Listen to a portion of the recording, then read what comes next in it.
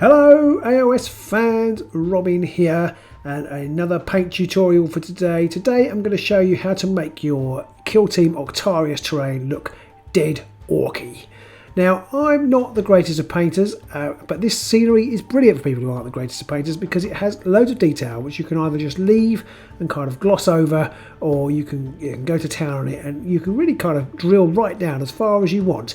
But even if you don't want to go that far, you can do some really simple things to make it look really great. Now I've used a mixture of Vallejo and Citadel paints to paint this. I'll put a complete list of everything I've used in the description below the video.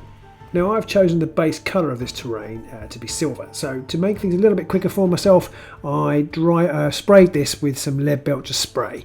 Now you could in theory spray it black and then dry brush silver over the top of it, but I just wanted to spray it silver, so as you can see it's just from all angles it's silver everywhere.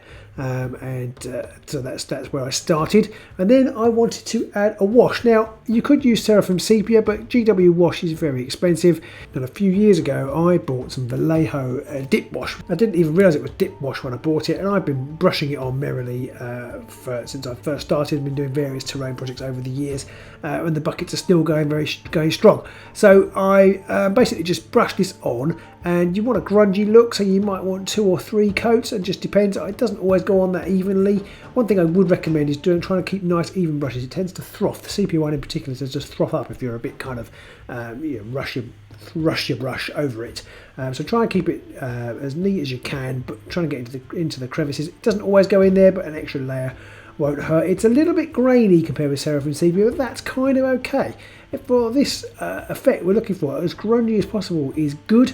A couple of areas I've decided I chose to pick out and do a couple of extra layers. I'm going to do a few areas bronze, and for those I did a few extra coats to give a sort of deeper brown finish.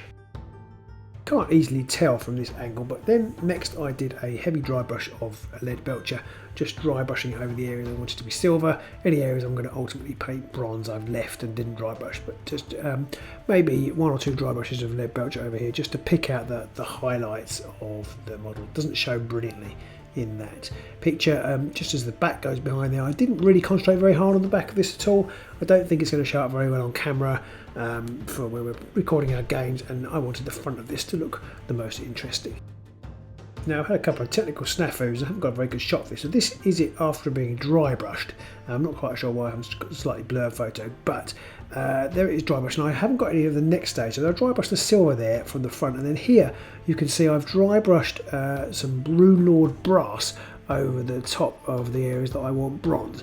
But I've also in this stage painted the black of the sides for the orc sides. After the black I picked up the detail on the orc sides with some white. Well, it's not actually white, it's Ulthuan grey, the pale grey colour, which comes up looking white, and then using a sponge I gently sponged back on some Leadbelcher onto the side to make it look worn and scratched. It's a very simple and effective way of getting some weather damage on there. There's a little close-up for you. So yeah, you just put a dab of paint on the sponge and then dab most of it off, and then just brush it gently on the logo or wherever you want to weather. Next up is an entirely optional step. I mixed a little bit of Gryph-hound orange in with some Agrax Earthshade, a bit of contrast media to thin it down, and kind of added the rust effect where I thought rust might gather. So on the rivets you can see ultimately this doesn't do a huge amount, but it just gives a little underpinning of rust on the white. And then I used some pure Agrax Earthshade, thinned slightly with some medium, and just dabbed it on gently onto the sides and brushed it with my finger to give that kind of weathered look. And at that point you really could call it done.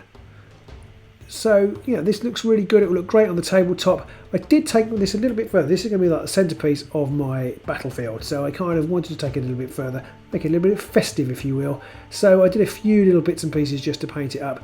The light bulbs are just painted white with a little bit of green glaze and red glaze on them. The cables are just a Mephiston red and a yellow. I used a Vallejo yellow, but you could just use Avalon Sunset or whatever it is, the Games Workshop yellow, and they're just then everything is repainted, is then given a wash of sepia over the top. The can I've just done Mephiston red, and then again I've done the sponge with some silver on it to make it look sort of beaten up and battle damaged.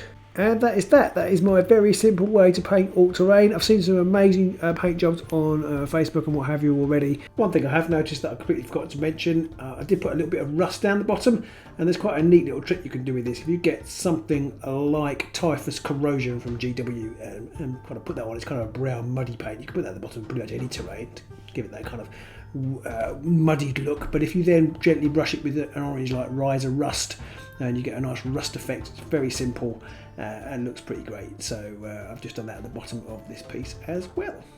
Here we are, here's the finished piece just rotating around slowly. And this is very simple. I would say I'm not the greatest painter, but I'm really pleased with how this ended up coming out. If you enjoyed this video, please do give us a like and subscribe. If people do enjoy them, then I will make some more. I have painted a quick and easy Stormcast from the Dominion box set, so maybe I'll do that next. But let us know what you think, and let us know which way you're painting your terrain. It'd be great to see. And hopefully we'll see you soon on the Ages of Sigmar.